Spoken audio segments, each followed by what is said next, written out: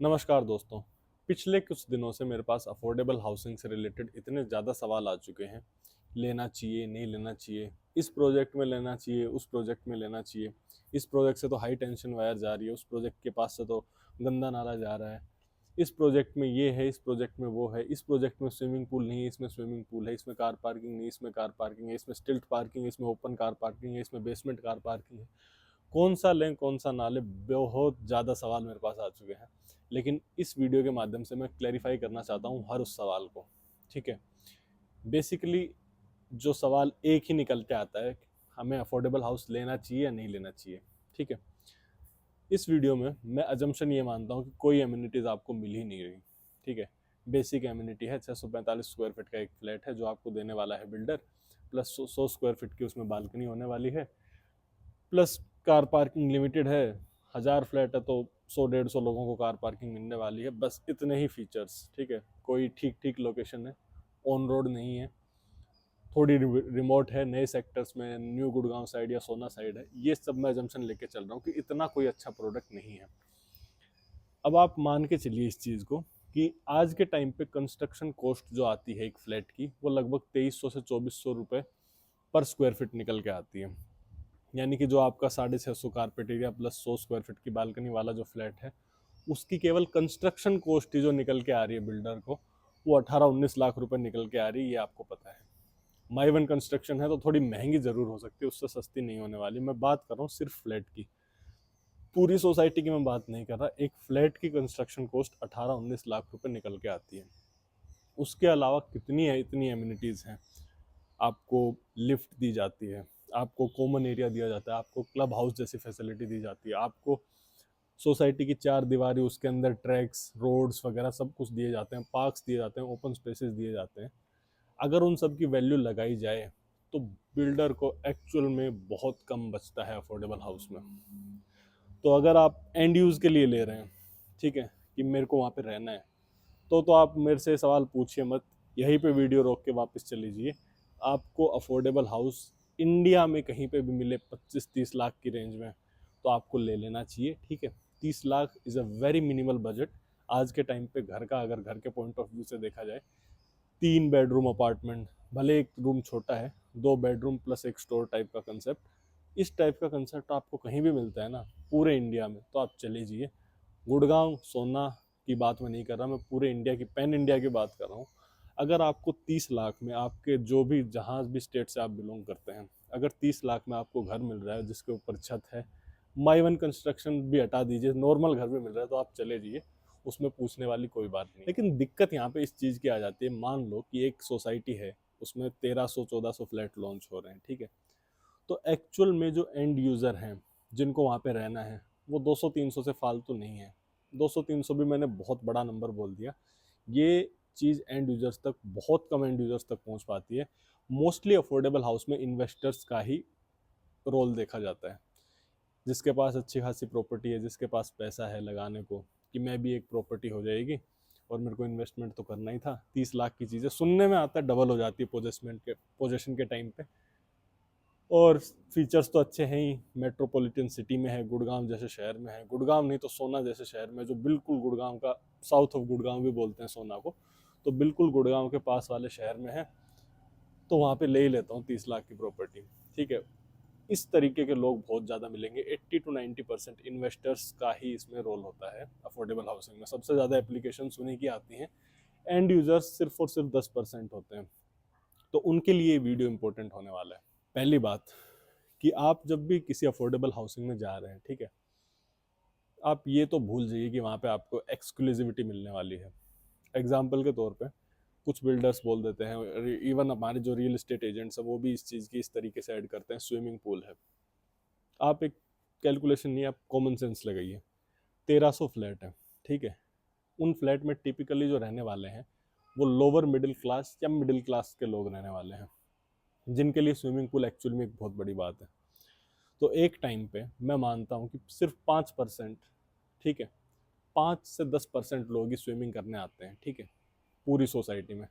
तो आप 1300 का 5 से 10% निकालेंगे तो वो लगभग 60-70 से लेके 130-140 के बीच में निकल के आएगा।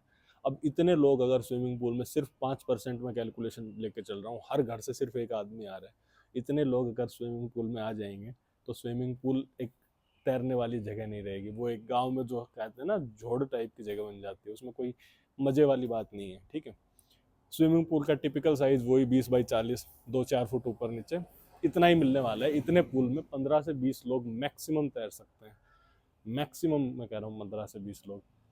60-70 लोग से लेके 140 लोग के लिए वो चीज़ बनी नहीं है। ठीक है, तो वो चीज़ आप इस तरीके से ऐड की जाती है, बट आप माइंड अपना क्लियर रखिए कि वो चीज़ एक्सक्लूसिव नहीं होने वाली है। सेकंड चीज़ की आपको लगे कि बहुत ही कंपेयर कर देते हैं कई लोग कि 3 BHK 1.5, 2, 2.5, 3 करोड़ का भी मिल रहा है, ये 3 BHK 30 लाख का मिल रहा है। तो ये जो 30 लाख वाला है ना, इसमें वो एक्सक्लूसिविटी नहीं है। एग्जाम्पल के तौर पे अगर आप एक अच्छी सोसाइटी में रहते हैं जहाँ पे 2-2.5 करोड़ का फ्लैट है 3 BHK, वहाँ पे एक फ्लोर पे 2 से 3 फ्लैट होते हैं। ठीक है, तो अगर आप आते हैं तो आपका फोयर एरिया एकदम साफ रहता है, एक फ्लैट इस साइड है, एक फ्लैट इस साइड है, मैक्सिमम 2 ही रहते हैं, किसी में 3 भी हैं तो एक फ्लैट थोड़ा पीछे की साइड है। अफोर्डेबल हाउसिंग में एक फ्लोर पे मोटा मोटा 8 फ्लैट रहते हैं। ठीक है, तो आपको वो जो थोड़ी कचर पचर वाली फीलिंग है ना वो वहाँ पे आएगी। ठीक है, अगर आप एंड यूज़र हैं तो भी थोड़ी प्रॉब्लम आएगी, आप इतना खुल के नहीं रह सकते वहाँ पे, इतना मतलब आपको प्रीमियम फील नहीं आने वाली है। ठीक है, ऑल्दो सब एमिनिटीज़ काफ़ी अच्छी हैं, बट क्योंकि प्रोजेक्ट की डेंसिटी बहुत ज़्यादा है, आज के टाइम के हिसाब से ज़्यादा है, आने वाले टाइम के हिसाब से ये कम हो जाएगी। ठीक है, आने वाले टाइम पे और भी डेंस प्रोजेक्ट्स आने वाले हैं, इसलिए आज के टाइम के हिसाब से थोड़ा डेंस है, बट आज से 5-7 साल बाद ये जो डेंसिटी है वो एवरेज डेंसिटी हो जाएगी अफोर्डेबल हाउसिंग। तो आई होप आपको ये थोड़ी क्लैरिटी मिली होगी कि एक नेगेटिव पीआर करके कि भाई ये फ्लैट ऐसा होने वाला है, इसमें ये एमिनिटीज़ हैं, इसमें बास्केटबॉल कोर्ट है, बास्केटबॉल कोर्ट में यार इतने लोग आ गए तो बास्केटबॉल कोर्ट एकदम मैदान टाइप का भर जाएगा। ठीक है, टेनिस कोर्ट है, टेनिस कोर्ट में 2 से 4 लोग खेल सकते हैं एक टाइम पे, 1300 प्लस घर हैं जिस सोसाइटी में, उसमें अगर टेनिस कोर्ट में खेलने के लिए आपको जाना है तो आप नहीं जा सकते, वो भीड़ वो खिंचातानी मिलेगी आपको। ठीक है, वो एक्सक्लूसिविटी नहीं मिलेगी इन नटशेल, ये बात मैं कहना चाह रहा हूँ। अब कई लोग ये भी बोल देते हैं कि इस प्रोजेक्ट के ऊपर से हाई टेंशन वायर जा रही है। ठीक है, इस प्रोजेक्ट के पास से गंदा नाला जा रहा है, इस प्रोजेक्ट में ये कमी है वो कमी है, ये तो रोड से इतना अंदर है, 800 मीटर अंदर है। तो यार देखो सीधी बात है, पहली बात तो हाई टेंशन वायर अगर जा भी रही है ना प्रोजेक्ट से, तो वो एक रेजिडेंशियल प्रोजेक्ट होने वाला है। ठीक है, बिल्डर उस चीज़ को बहुत ही ध्यान से कैटर करेगा कि यहाँ पे 1400 फैमिलीज रहने वाली हैं, तो ये हाई टेंशन वायर किसी को इफेक्ट ना करे। ठीक है, उस चीज़ की बिल्डर पूरी सेफ्टी लेता है, कोशिश करता है कि प्रोजेक्ट के साइड से निकलवा दी जाए हाई टेंशन वायर, बट अगर नहीं भी जाती है ना तो आपके जो रेजिडेंशियल एरिया है जहाँ पे आपके टावर्स होने वाले हैं उनको कोई इम्पेक्ट नहीं करने वाली है हाई टेंशन वायर। ठीक है, तो इस चीज़ की खास करके जब आप एक 30 लाख के बजट में कोई चीज़ देख रहे हैं जो आपको मिलने भी नहीं वाली, ऑल दो ड्रॉ में जाना पड़ता है, प्रोबेबिलिटी होती है 20-30% मैक्सिमम, और इवन अगर गुड़गांव में तो 5 से 10% प्रोबेबिलिटी होती है, वो चीज़ जो मिलने ही नहीं वाली उसमें ये देखना कि लेनी चाहिए नहीं लेनी चाहिए, ये सवाल ही गलत है, बेबुनियाद है ये सवाल। दूसरी चीज़ गंदे नाले के बारे में बोल देते हैं, तो पहली बात तो ये कि यार जो टाउन एंड कंट्री प्लानिंग है वो जब पूरा एक सेक्टर बसाती है ना तो वो हर चीज़ को केटर करके चलती है। वो गंदा नाला कोई खेत में नहीं जा रहा, वो गंदा नाला कवर कर दिया जाएगा, वो गंदा नाला किसी रोड के सहारे से जाएगा, उस रोड के नीचे उसको कवर करके उसके ऊपर से रोड बना दी जाएगी। तो ये जो गंदा नाला है स्मेल आती रहेगी, पूरा दिल्ली, आधा दिल्ली गंदे नाले पे बसा हुआ है अगर आप जाके देखते हैं तो, और वहाँ के आप एक बार प्रॉपर्टी के प्राइजेस चेक करो। तो ये कोई सब्जेक्टिव चीज़ नहीं होने वाली है कि भैया इस पे लेके बहुत टाइम सोचा जा सके, इसको सीरियस कंसिडरेशन दी जा सके। 3 से 4 साल में प्रोजेक्ट होगा, वो गंदे नाले का रेमेडिएशन पक्का आपका बिल्डर कर ही देगा। इन सभी पॉइंट्स को कंसिडर करने के बाद नेगेटिव बोल लो पॉजिटिव बोल लो, मैं तो कहूँगा एक रियलिटी है जो मैंने आपको बताई है। ठीक है, एक राइट एक्सपेक्टेशन मैंने सेट की है। अगर आप एंड यूज़र होने वाले हैं ना तो भी आपको बहुत ही अच्छी फीलिंग अफोर्डेबल में नहीं आने वाली, अच्छी फीलिंग आएगी। ठीक है, आप एक सोसाइटी में रह रहे हैं, एक फैमिली के साथ रह रहे हैं, लेकिन अगर आप एक लग्जरी माइंडसेट के साथ अगर जाते हैं ना कि वहाँ पे मेरे को स्विमिंग पूल जैसी फैसिलिटी है, सोसाइटी में वो एक्सक्लूसिविटी है, जैसे वो रंगीन सा पैम्पलेट बना के दिखा देते हैं ना कि ऐसा कुछ दिखने वाला है, तो वैसा नहीं दिखने वाला है, थोड़ा कचर पचर आपको मिलेगा। ठीक है, बट ओवरऑल आपका जिस बजट में आप ले रहे हो बहुत ही एक अच्छी प्रोडक्ट आपको मिलने वाली है, ये बात तो श्योर है।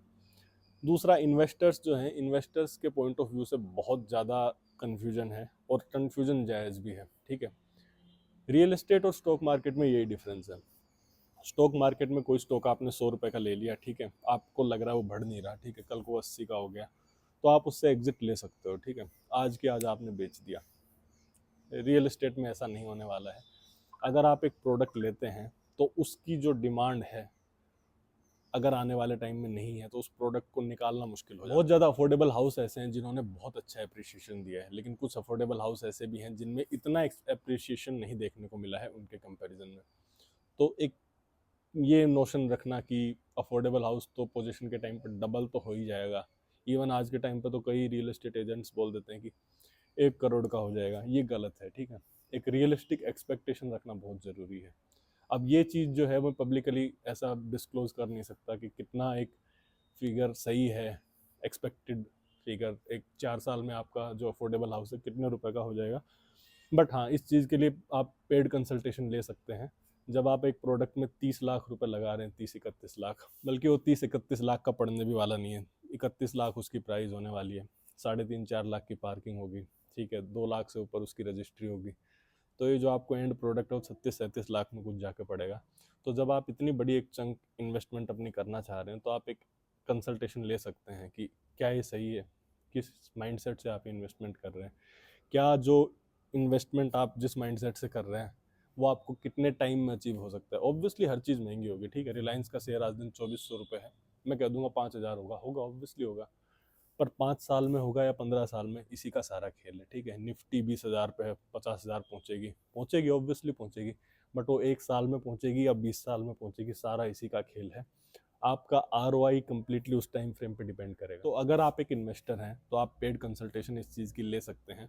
किसी स्पेसिफिक प्रोजेक्ट के बारे में पूछना चाहते हैं वो भी आप पूछ सकते हैं। नीचे डिस्क्रिप्शन में व्हाट्सएप ग्रुप का लिंक दिया हुआ है, आप वहाँ पे जाके जुड़ सकते हैं, मैसेज कर सकते हैं, ठीक है। अर्ली चार्जेस जो भी हैं कंसल्टेशन के वो आपको बता दिए जाएंगे। किसी भी प्रोजेक्ट में इन्वेस्ट करने से पहले एक बार कंसल्टेशन ज़रूरी है, ठीक है। आपको ओवरऑल प्रोस्पेक्टिव दिया जाएगा। सोना में खासकर, सोना में लेके बहुत लोग कंफ्यूज होने वाले हैं कि भाई सोना की क्या पिक्चर प्ले आउट होगी, उसको लेके बहुत लोगों को क्लियर नहीं, और ऐसे प्लेटफॉर्म पे बोलना भी बहुत गलत हो जाता है। लेकिन आप हमसे जुड़ सकते हैं, पेड कंसल्टेशन ले सकते हैं। सोना में खासकर अगर आप इन्वेस्टमेंट कर रहे हैं, गुड़गांव के बारे में स्टिल पिक्चर थोड़ी क्लियर है आज के टाइम पे, बट सोना को लेके बहुत लोगों को कन्फ्यूजन है। गुड़गांव में भी स्पेशली न्यू गुड़गांव को लेके बहुत लोगों को कन्फ्यूजन है कि भी न्यू गुड़गांव की साइड लें कि ना लें। तो इस चीज़ के लिए आप हमसे जुड़ सकते हैं, ठीक है। नीचे दिए गए व्हाट्सएप ग्रुप में जुड़ सकते हैं, हमें हमें 1-on-1 मैसेज कर सकते हैं और हमारी टीम आपको ज़रूर हेल्प करेगी एक पूरा प्रोस्पेक्टिव देने में, बहुत ही कॉन्क्रीट एविडेंस के साथ कि भैया ऐसा होने वाला है तो क्यों होने वाला है, पूरी रीजनिंग आपको दी जाएगी, ठीक है। आई होप आपको ये वीडियो पसंद आया हो। अगला वीडियो बहुत ज़रूरी होने वाला है, ठीक है।